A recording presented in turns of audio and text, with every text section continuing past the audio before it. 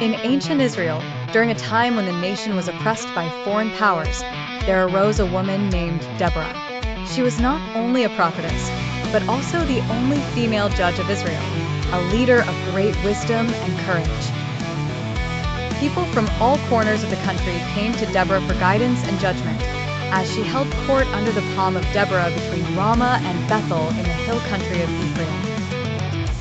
As Israel suffered under the cruelty of King Jabin of Canaan and his mighty commander Sisera, who possessed 900 iron chariots, God spoke to Deborah with a message of liberation.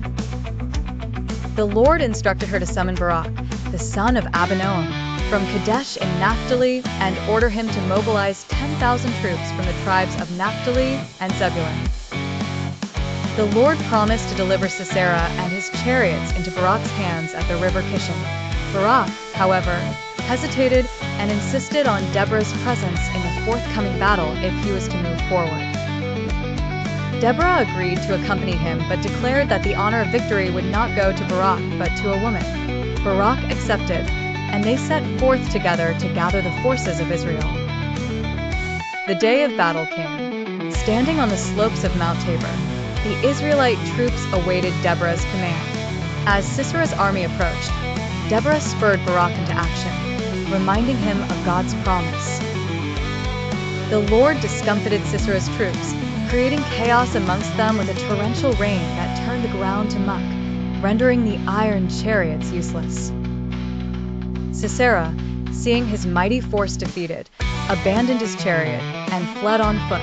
Meanwhile, Barak pursued Sisera's army ruthlessly, annihilating every soldier to the last. Sisera found refuge in the tent of Jael, the wife of Heber the Kenite. Jael welcomed him in, offering protection and hospitality. Exhausted, Sisera lay down to rest, confident in his safety. Jael, however, had devised her own plan. As Sisera slept, she took a tent peg and a hammer, stealthily approaching the slumbering commander. Grinding the peg through his temple, she ended his life. Jael fulfilled Deborah's prophecy that Sisera would be delivered into the hands of a woman. Barak arrived at Jael's tent later, and she led him in to reveal the lifeless Sisera.